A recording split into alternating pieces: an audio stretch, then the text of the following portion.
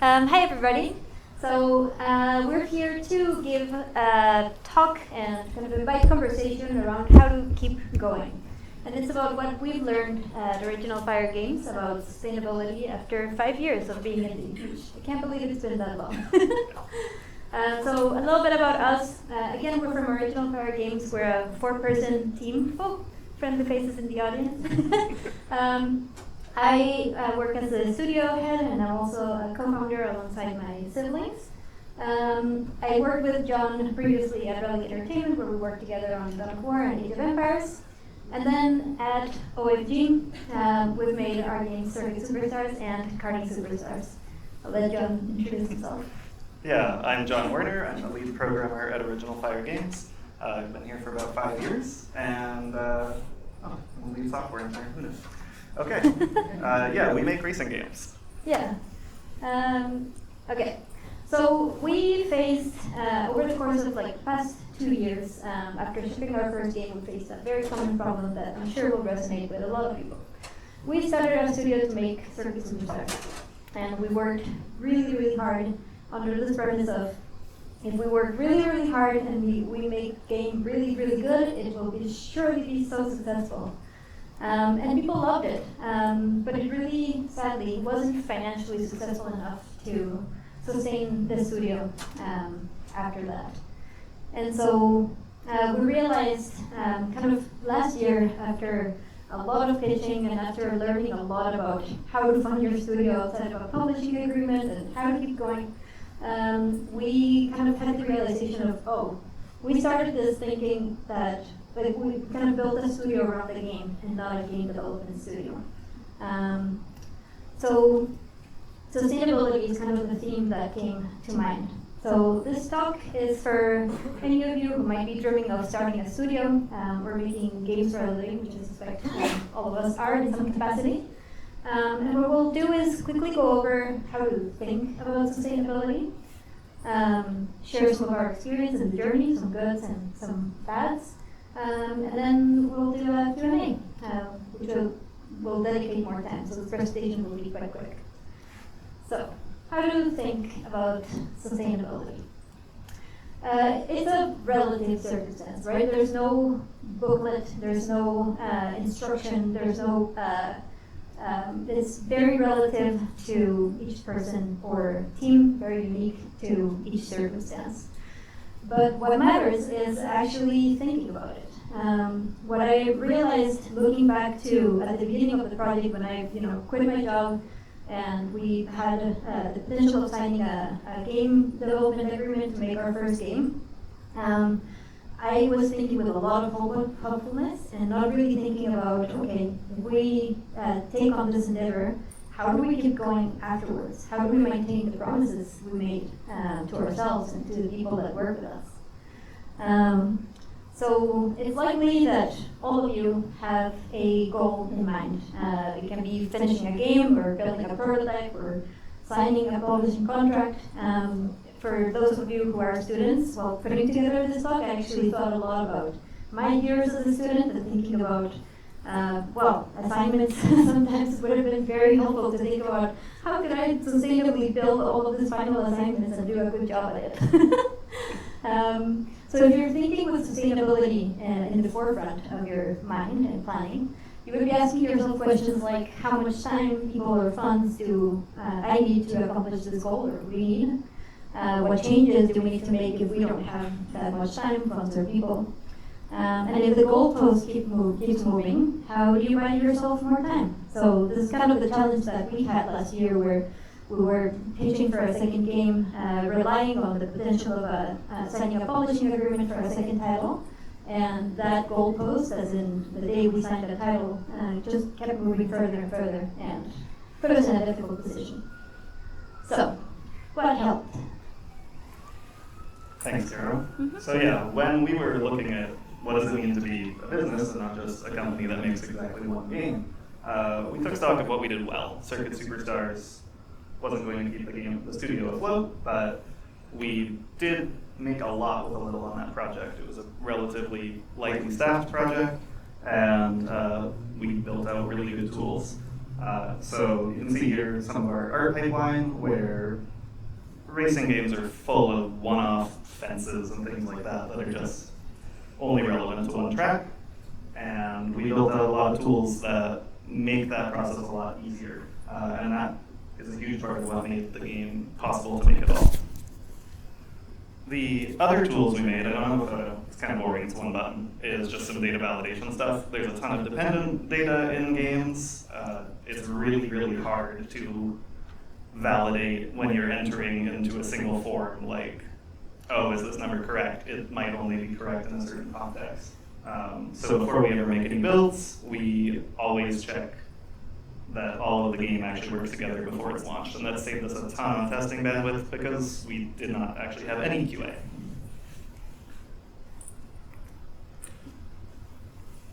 The other thing that was really key for us was just anticipating and mitigating operating costs.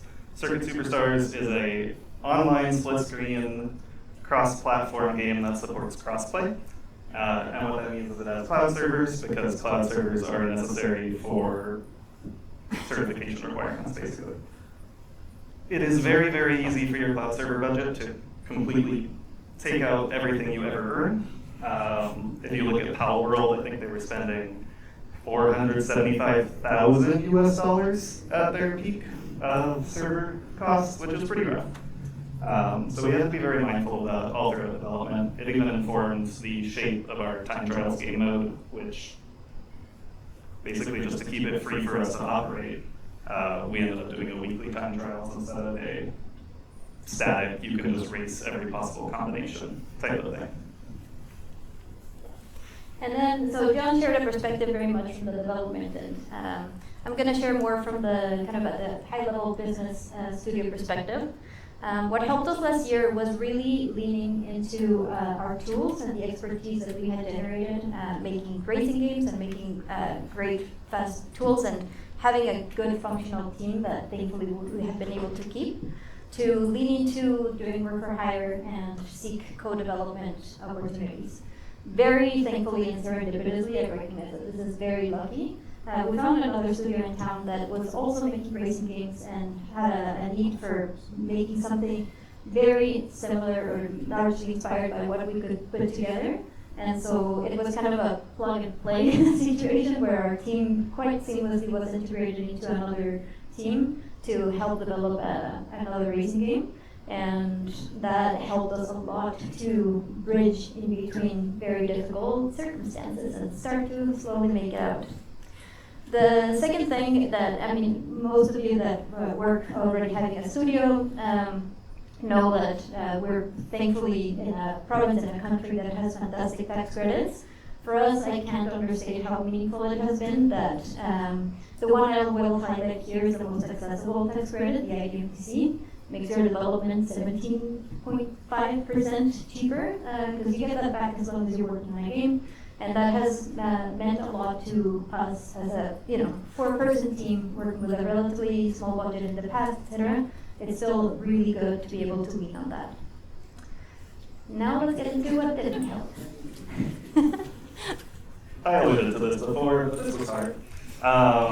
Doing an online cross-platform split-screen game opens you up to pretty much the maximum possible certification footprint across any console.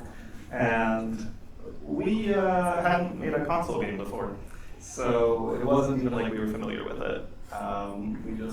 We winged it, and it was pretty miserable. It's hard to say that it was entirely terrible, because it did eventually put us in a position where we had a ton that we could build off of, which was pretty great. But the process of getting there was super rough, and it took a fair bit of luck. Yeah, and to this date, when there's a bug on one platform, we have to patch all of the platforms, and that is quite a process. Yeah, no, builds take 40 minutes per platform. We have 6 builds we have to make, and if you mess up anything, you're doing them all again, and then you have certain timelines. Highly don't recommend it. So again, I think looking back, I would really reassess if this is sustainable for a small team to maintain this title like this. Okay. Secondly, what didn't help, I will refer to it as magical thinking around hiring, team building, and results. And what I mean by magical thinking is hopeful, only positivity glasses, things will turn out perfectly, just as planned. It doesn't. We start projects thinking everything, like this design will feel fantastic, this team will blend really well, this schedule is completely achievable. What I'm encouraging here is to actually put on some pessimistic glasses, not to be bummed and be like, why am I doing games in the first place? But to really, like these guys, look positively into the future with their negativity, pessimistic glasses, and be like, what might go wrong? In what way might I be putting a lot of hope on certain things going just like planned? And we couldn't predict the pandemic, for example. But there were a lot of things that, if we were thinking pessimistically, would have encouraged us to actually ask for help or get more advice. So one of the things that I wanted to encourage is think with a little bit of a pessimistic outlook, just to be able to inform your strategy and consider having plan Bs, considering how you might mitigate the things that might go wrong. Secondly, I really encourage for anybody entering any kind of, starting something anew, to devote really profound attention to your contracts. Not only do I advise having a fantastic lawyer to work with, also you yourself look through your contracts and imagine that, where things might go wrong that might put you in a challenging position. And when you feel in your instinct oh, I really don't want to see this scenario, but if you find yourself being like, I'm sure this won't happen, really do the thought exercise of what if it does happen? How can I respond to that? And then thirdly, learn a lot about marketing. Learn a lot about how to reduce the risk of over-investing in a game concept that won't fly. That is an entire talk on its own. There's fantastic resources online. If you have questions about that, come talk to me after. But I highly recommend really honing in that skill set. And then lastly, again, because I wasn't wearing my pessimistic glasses at the beginning of our project, we also lacked experienced coaching at the very beginning. I feel like for our first contract that we signed, had I run it by people that I worked with or people that had started studios before, I feel like they would have ripped my magical thinking to shreds, and they would have been like, you need to be thinking about this and that and that. And so I didn't. I didn't because I wasn't thinking about, is this sustainable? I was thinking, things will get amazing. Okay. So for the end of the talk, we'll talk about how we're thinking about the future. Oh, my picture's not here. So, in a talk that is ultimately about money, it would be a blatant exclusion not to talk about staffing costs. We are currently 4 people. That is not enough to make most games, and we are going to be hiring in the future. I'm sure some of you have been laid off recently. This is a really rough time for the industry, and one of the things that we're going to be doing is being very upfront about the duration that we can actually afford to hold a role for. If we only have 6 months or 12 months, that will be part of the contract, so that it's not a surprise to anybody involved, and that it can be a part of negotiations. Secondly, we are, this is you, actually. Oh, this is me. Sorry. Yeah, we're going to keep investing in our tools. You can actually see here, that's what our new art pipeline tools put out, and that's live editable, trees get replaced and stuff. It's being able to go from an idea to something you can put in front of a consumer within a day is extremely helpful. If you do not have enough people to actually have a staged art pipeline, your track designers are your primary artists. Yeah. Secondly, or thirdly, we are thinking a lot about how to diversify our income. We thankfully now have a 2-back catalog of games that, while they're like niche successors, they bring some resources into the studio that are very helpful. But also we realized when we made Karting Superstars, really strongly leveraging everything we had built for our first game, we saw the opportunity of what it could mean for us to be diligent experts in the niche that we had found. we're a 4-person team, we're building a lifestyle business. If we're able to continue to hone in a skill set in the niche that we're serving, that's much better than, that sets us up for the potential of having a repeated success within a niche rather than a runaway hit that captivates a very broad audience. And what we'll continue to do is invest in our own IP. As you can see it here, we've evolved our track building tools. And that means that we'll be using it for our third game, but also strongly thinking about the future games, how to leverage everything that we've built from IP that involves technical tools and game development tools, but also from our expertise and world of motorsport and racing. And yeah, so we can move into the Q&A section. Thank you, guys.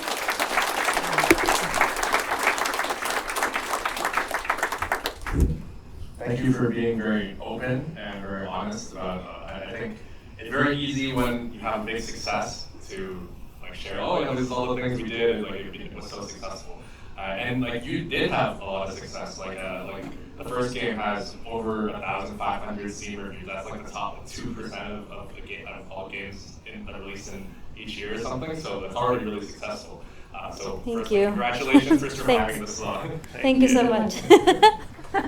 Okay, yeah. Questions from the audience about anything? Okay, Paul's first. This is great. I just sneaked in.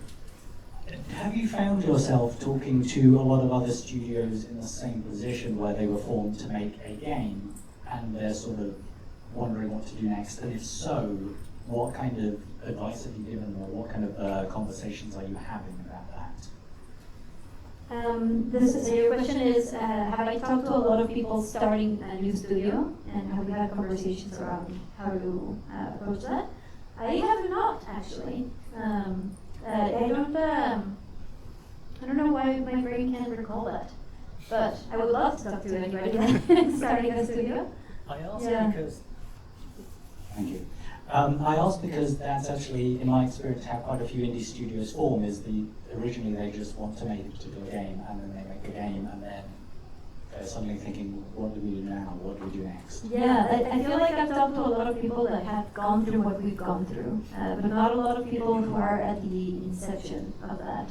And I think that's largely what I wanted to encourage here, is during that time of magical thinking, only success is going to be the best game ever, to really look for people who have had mild or failed attempts at game development. There's a lot to learn from that. Thank you. Thank you.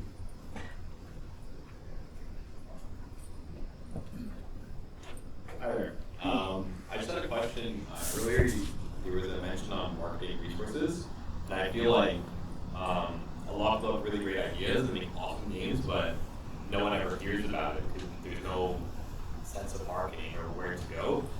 What do you recommend someone? I'm very new, I'm a student, and I really want to make my own indie game with a team.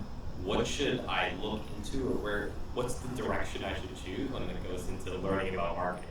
Yeah, so the two things come to mind immediately, the resources. One is how to market a game. It's Chris Bukowski's blog, where he basically he went through this experience. He worked really, really hard at making a game really, really good, and then it did not sell, and he was like, why the heck did I do so poorly? And he started a blog to think about it. And he's become an outstanding coach and analyst and consultant in the space, so I highly recommend his blog. The second resource is Game Discovery Co., where they do a lot of analysis on game discovery and just basically how games sell and why they seem to do well or poorly. Those two resources, I think, are great places to start, and they'll guide you into others. Okay, thanks so much. Yeah. I can also say that in both of those resources, I don't know if you have to pay to be a part of it, but they have Discord servers where there's lots of other people who are trying to do the same thing and like all just like talking to each other all the time. The Game Discovery Co. I haven't joined Chris's Discord, but the Game Discovery Co. one is outstanding because the conversations there. I just lurk. I rarely participate, but lurking is great. Chris's Discord is even more active. Maybe, nice. More active doesn't necessarily mean better, but yeah. So I heard that you got like really good reviews, right? So what specifically was the reason why it didn't just like blow up? Sorry, the question is why didn't I? Yeah, it's like if it had like really good reviews, right? Mm-hmm. But so what was the issue? Oh, it was I think a conglomerate of different circumstances, and if you like, you can speak to this as well. There were several things. I think one of the main ones is that we released into early access way too early. Oh. Yeah. We released into early access way too early with a product that just wasn't ready. And I learned much later, very sadly, that like on Steam, early access is your lunch. If you're shipping an early access game with the hopes of like, we will make some money and then do the big launch later, it's not. Like a lot of it can have a lot of consequences to ship something prematurely on early access. Like the bad rap, if it's broken, kind of like. Yeah. If it's not ready, right? Like the game, I think didn't reach enough people quickly enough with the quality that it needed, that it had when it actually launched on consoles way later. Yeah, I'll add, it's also just a very niche product. It's a top-down racing game with cutesy visuals that's very hard to play. And I did a lot of our user testing, and people will be very excited to pick up the game, and then very disappointed that they couldn't play it. Yeah, the top-down racing, like the isometric top-down racing perspective, some brains really quickly click with that, and others don't. Mine took a while. So yeah, it's quite niche. And then that was a big point that we learned from is our aesthetics are super cute, very inviting, as you saw, like chibi cars, pretty adorable, and it looks arcade. But the game is actually quite difficult. So we kind of, I think a lot of people that might have picked it up because it looked cute were disappointed when they weren't playing a super arcade game. Yes. A whole bunch. Okay. Yay! Thank you. I'm gonna go backwards. I'll start here. Hi guys, thank you. That was great. Thanks. So for people that are in really similar situations, spent many years in the gaming industry and stuff like that, taking that leap is really scary. That beginning leap that you're saying with 4 people, how as a team did you guys find each other and decide that this was a smart choice, especially those first few years? Like making it 5 years, that's amazing. Oh, thank you. Yeah. So the question is, how did we take the leap? Great question. Well, the company was founded by 3 siblings. So myself and my 2 brothers. One of them is here in the audience, and the other one is in Mexico. So Charlie and Alberto, my other sibling, had been working actually for a couple of years back home in Mexico on a prototype that was called Apex Racing League. They did a Kickstarter campaign that kind of wasn't going in the direction that we thought it would go, so they pulled that out. And then, through the convergence of a lot of different efforts, like putting really cute art on Twitter, showing some of the initial vision for the game when it was starting to look in that cute top-down isometric racing direction. We got very lucky to be noticed by some people in the industry that made an introduction to Square Enix Collective, who was the publisher at the time. So we took the leap because the conversation with them looked promising enough that it merited me quitting my job and also pursuing that fully. And so thankfully, once we signed, we were able to establish the studio here. And then I reached back to John, who is the first person that ever worked with me. I was a game designer, he was a programmer, and we always just liked each other as humans. And so I reached out and asked him to come home. so cool to have it all work out so well. Thank you. Well, then, yeah, then afterwards, last year, we were like, what do we do? Thank you. Yeah. Hi. You mentioned the hyper-technical challenge of having a cross-platform, split-screen online game. And I'm really curious if you did that again in sequel, and if you did, whether you did anything differently. Oh, on the spin-off title, like Yeah, Karting yeah, yeah. Superstars? Yeah. Yeah, so Karting Superstars, unlike Circuit Superstars, is only on Steam, and it doesn't have split screen. Nice. It was the first thing that I deleted was split screen. The game technically still supports it for rendering, but it's not for input. He was so happy, by the way. So much of my life lost to split screen. And I don't even know what ratio of our players use that. Like, we didn't have telemetry on Circuit Superstars for that one particular thing, which was an oversight. So I can't even say if it was a worthwhile feature. Thank you very much. Okay, we got right here. Hey, thanks for the talk. I was curious, you mentioned that you went into co-development and work for hire. I'm not sure I understood when in your development or in your studio history did that happen. Was it before the second game? Was it during the second game? And how did you, considering that you only have 4 people on the team, did you just move everybody over because, well, we have to get money in? Or did you split the time? How did you come to that realization? Yeah, we didn't actually offer a timeline here, but we worked on Circuit Superstars up until last spring of 2023, when it shipped on Nintendo Switch. And then after that, we had a period of time of kind of like figuring out, working on a prototype for Circuit Superstars 2. We were pursuing publishing. None of that was leading in that direction. The industry was like starting to turn, and we were, facing the challenge of wanting to make a sequel to a game that, couldn't easily justify that it needed a sequel. We just felt very strongly that we hadn't quite hit the mark with the first one.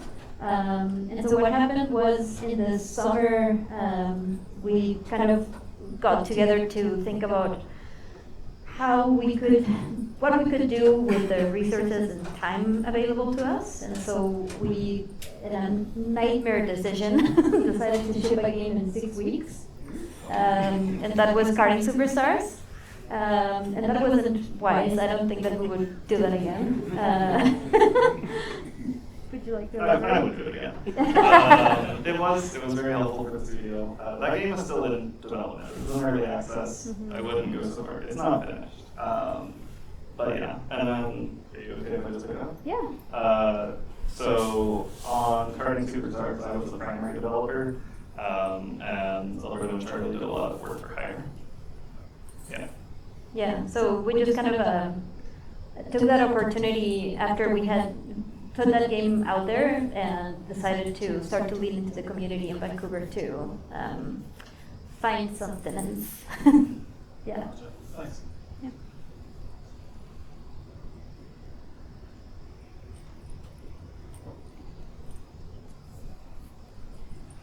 Hi. You mentioned finding the right tooling that really helped your process. I was wondering if there's anything in particular that comes to mind.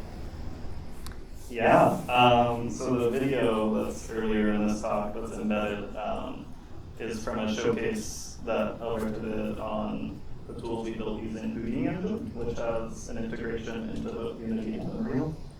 It is fantastic for procedural geometry. It's mostly used in film. Now, some of our newer tools are built off of Unity asset store things like Microverse, which is a fantastic software package. And then the rest of our tools, correct me if I'm wrong, are all in-house. Yeah. Yeah. Hey, great talk, really. It was really helpful. Thanks. Hearing your experiences. You talked a little bit about securing publisher kind of early on in the process. And I know that the funding has changed a lot in the last 5 years. Would you have any advice for people who are trying to find some cash to start something? Like, where do you look? Yeah, great question. I honestly look back and I cannot believe we got that lucky, because the game was beautiful. We had a very beautiful little demo that just showcased a car driving around the track. And my experience after looking for publishers and investment over the past year is that you are very unlikely to sign something at that stage with a product like that. And my experience now is people are looking for a really proven concept, and less of a demo, more of a prototype that is kind of close to a vertical slice, which is the pickle that a lot of people are in, is how do we fund a prototype. So it's tough. What I would recommend is that if you're like as a start to look into some of the grants that Creative BC has. The CMF, the Canadian Media Fund, is a possibility for the prototyping program. That is a taxing process, though. No pun intended. Sorry. But yeah, it's just I have never yet applied for CMF because we don't qualify because of our corporate structure being mostly foreign. But it's a fantastic opportunity, just quite strenuous. Yeah.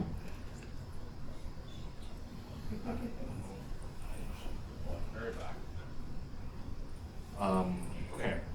And about the CMF, I know there's like a collective in Montreal that has a bunch of studios there. They even share an office space, and they are really, really good at getting CMF funding. But one of the people who runs it, he pointed out that with CMF funding, you almost always have to release a game in at most 3 years, usually within 2 years. And like anyone who's done game development, you probably know that a lot of the time, 2 years is not enough to like really hone in on what makes your game really good.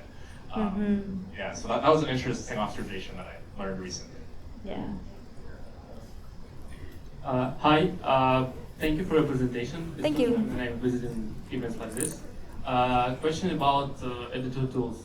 So, what analysis pattern or approach should I use to develop editor tools, and how can I avoid spending time more on tools than on solving problems and like these traditional methods like Great question. There's no wonderfully cut and dry answer to that, unfortunately. For us, the ratio of staff to just content to produce is extremely, in the order I listed, poor. So everybody has to put out a lot. There has not been a time where investing in our tools just hasn't been worth it. We haven't hit a point where investing in our tools wasn't the right choice. We might eventually. Yeah, and if anything, I would say that the times when we were like, we have no time to make a tool, let's do a workaround, we've paid for that. Yeah, something I wanted to add actually. Game developers are super clever and they will find ways to do things even if your tools can't. If you are an engineer or just anybody who's working on making a tool, you need to solicit feedback about how that tool is being used. Because a lot of the times people will think, you're really busy, you don't need to hear about how it's not working. They're still getting their job done. And it's like, okay, but it takes you 3 hours every time you use this now, and it took me 5 minutes to fix. Like, yes, my time is valuable, but it's not that valuable. So there's like a social element to tool development that I didn't at all anticipate. Which I think is, yeah, a good takeaway. Oh, okay, we got more at the back. Hi, you spoke about the importance of looking over your contracts earlier and the importance of working with other studios. Did you find any contractual obligations to any other studios that caused you any issues or specific just issues with working with other studios? So do you mean, did we have any issues actually consulting for other contracts due to? Not so far, because I've mostly, it's not an official engagement, just kind of reaching out to my friends and being like, what do you think of this? And it's always good to, protect yourself with an NDA, so that, anybody that you show anything to is protected, but yeah. Thank you. Hope that answered your question. Hi, thanks for coming. I was wondering, you mentioned earlier how you felt like you maybe launched a little bit early in early access, and I was hoping you could elaborate more on like what you would look for to feel like more confident in your launch, or what you would do differently maybe next time. Do you want to start? This is entirely an opinion that is not founded in any sort of data beyond vibes. If your game is a functional vertical slice and you just lack content, that's maybe okay. If you don't have a thing that people can enjoy and like go through a loop, you're probably not ready for early access. Yeah, I would resonate with that strongly. And then the other thing is just whether, like, if you're launching on early access just to get the money early, it's likely a mistake. Because early access, from what I've observed in our experience, the Steam players are super sophisticated. They are really smart, and they're likely playing a bunch of other games. And they sign up for early access with an expectation that they'll be able to contribute, that you'll take their feedback and stuff like that. And we set out to, with Karting Superstars with that intention, and it just wasn't sustainable to us. Like, the game wasn't making enough to retain our attention in the project, and we had to move on to do some work for hire.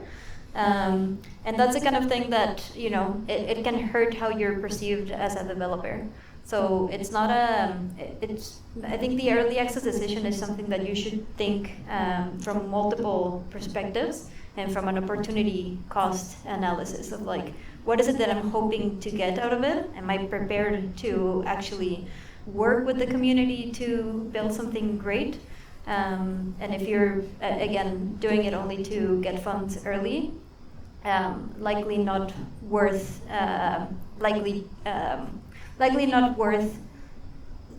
hurting the potential of your title if you launch it properly later. Thank you for sharing. Mm-hmm. Okay, I have one more question. Okay, you don't have to answer this. Yeah. I'm asking to be maybe a little more transparent than you normally are in these kinds of situations. But like,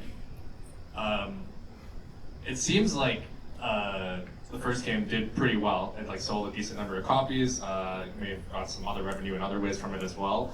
I guess like how much range of money did it bring in, and because you also said that it's not enough to sustain.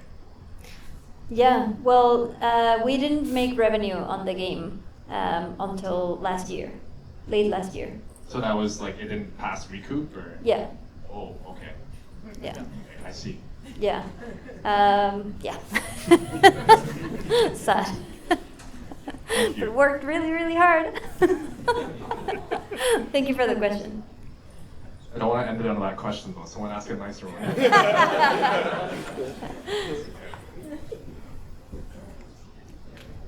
Hello. So you mentioned before that you realized that both your first and your second game kind of hit a niche and decided to lean into it.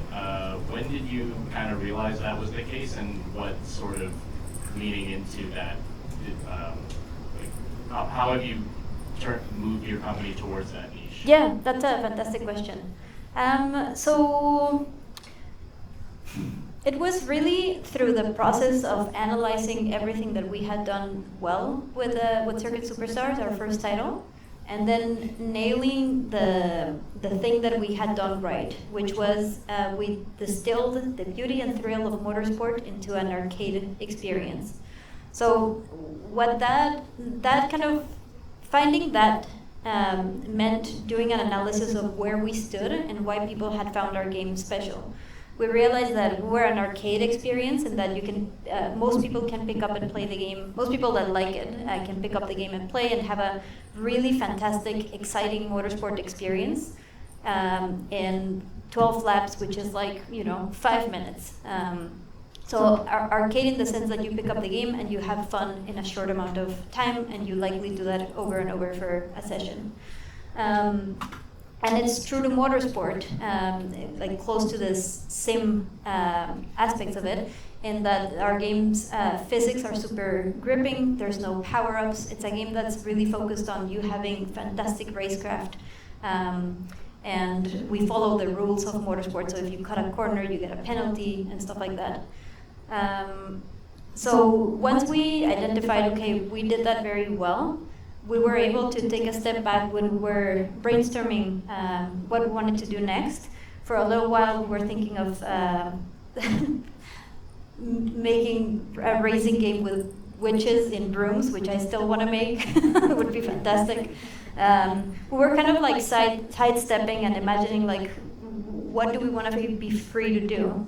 And making Superstars, leaning on the tools that we had done with the learnings that we had from Circuit Superstars, and understanding, like, what's our bread and butter, what's the taste that we've brought to the industry that we've been recognized for, and just seeing how that meant, okay, we have value here. We have a value of a community that's paying attention to us. We have the value of a pedigree from what we've done before. And so we couldn't turn around and make a completely different game, like what my brother wanted to make, which was a room decoration game, which would be cool, but yeah. Thank you. Would you like to elaborate? I'll add that it's really easy. It's a lot easier to make a game that is very similar to a game you've already made. Like there's just a straightforward economic benefit to sticking in a niche, which is you don't have to do new work. Yeah. Or less of it. Yeah. Okay. Well, thank you so much for all the questions, everybody. Thank you.